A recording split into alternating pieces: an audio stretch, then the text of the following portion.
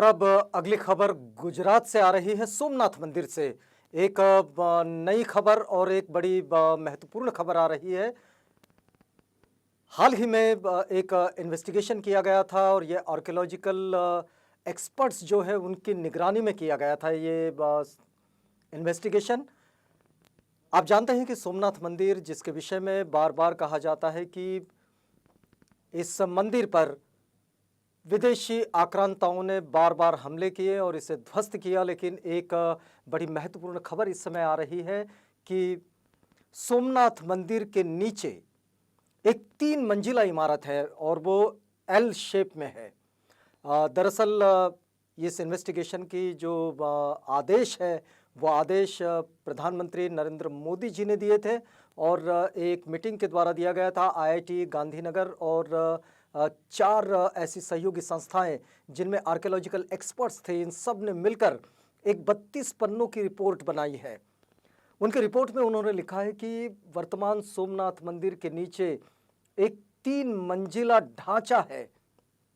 और ये L shape में है और वर्तमान में जो दिग्विजय द्वार है सोमनाथ मंदिर का, इस द्वार के बिल्कुल बाजू में जो सरदार पटेल की जो मूर्ति है, जो स्टैचू है, उस स्टैचू के पास बौद्ध गुफाएं हैं। बिल्कुल अत्याधुनिक जो यंत्र होते हैं उन यंत्रों के द्वारा ये जीपीआर इन्वेस्टिगेशन किया गया था और जीपीआर इन्वेस्टिगेशन में ये पाया गया है कि इसके नीचे बौद्ध गुफाएं हैं और 3 मंजिला इमारत है। आपको बताएं कि ये कई बार ऐसा होता है कि हमारे पास में जो रिपोर्ट्स आते हैं वो कभी तथ्यों पर आधारित नहीं होते, लेकिन ये इन्वेस्टिगेशन बिल्कुल आधुनिक इन्वेस्टिगेशन है और ये तथ्यों पर आधारित रखा गया इन्वेस्टिगेशन है। 32 पन्नों की अपनी रिपोर्ट में ये शोधकर्ताओं ने बात कही है कि सोमनाथ मंदिर के नीचे 3 मंजिला इमारत है जो एल शेप में है और वो उसके बाजू में जो द्वार है उसका, उस द्वार के नीचे भी एक पुराना प्रवेश द्वार है। तो माना यह जा रहा है कि मंदिर का जैसे बार बार पुनर्निर्माण होता रहा और इस पुनर्निर्माण के बाद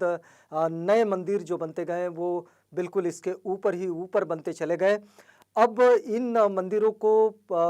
किस संप्रदाय का मंदिर माना जाए ये एक दूसरी बात है, लेकिन मंदिरों पर मंदिर जो बने गए तो बुद्ध मंदिर ये एक बड़ी पुरातन संकल्पना रही है। आपको बताएं कि ये जो पुराना मंदिर है, ये पुराना मंदिर ईसा पूर्व बनाया गया था, इसके भी संकेत मिले हैं और ईसा पूर्व जब भारत बुद्धिज़्म से बिल्कुल प्रभावित था और हर तरफ बौद्ध संस्कृति के अवशेष थे, आज भी जो मिलते हैं, तब बौद्ध संस्कृति बिल्कुल फली फूली हुई थी। आपको बताएं कि 5 राजाओं ने इसका जीर्णोद्धार कराया जिसका इतिहास मिलता है। जैसे जो पुराना मंदिर था वो मंदिर गिरने के बाद, जो पुराना विहार था उसके गिरने के बाद 7वीं सदी में वल्लभी के मैत्रिक राजा ने यहाँ पर एक विहार बनाया था।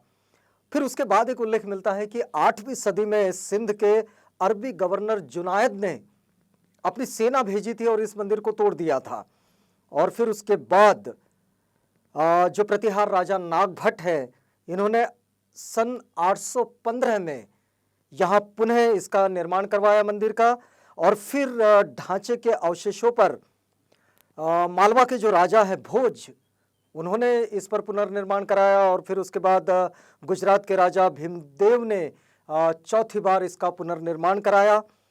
उसके बाद हम लोग देखते हैं कि 1169 में फिर यहाँ एक मंदिर तैयार हुआ जो 5वीं बार था और इसे गुजरात के राजा कुमारपाल ने बनाया था। एक बात और भी हमें पता चलती है कि भाई औरंगजेब ने जब मुगल काल में हम देखते हैं तो 1706 में इस मंदिर को ढहाया था और फिर उसके बाद 20वीं सदी में जब जूनागढ़ रियासत जो है वो आज़ाद भारत का हिस्सा बनी तो फिर तत्कालीन गृह मंत्री सरदार वल्लभ भाई पटेल ने इस मंदिर के पुनर्निर्माण का आदेश दिया और फिर जिसके बाद ये पुनर्निर्माण का आदेश पाकर ये मंदिर 1951 में फिर से तैयार हुआ। लेकिन आज जो ये खोजबीन हुई है और ये इन्वेस्टिगेशन हुआ है, इस इन्वेस्टिगेशन की ताज़ा रिपोर्ट से ये सारी बातें फिर से उभर कर सामने आ रही है कि वो ढांचा जो पुरातन 3 मंजिला इमारत का जो ढांचा है, ये ढांचा किसका है और जिस पर ये वर्तमान सोमनाथ मंदिर खड़ा है। हम आपको बताएं कि सोमनाथ मंदिर की पहचान 12 ज्योतिर्लिंगों में पहला मंदिर इसे माना जाता है और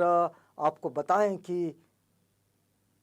जितने भी मंदिर हमारे यहाँ मिलते हैं उन सब के अगर पीछे चले जाते हैं तो इनके पीछे बौद्ध गुफाएं और बुद्ध विहार मिलते हैं।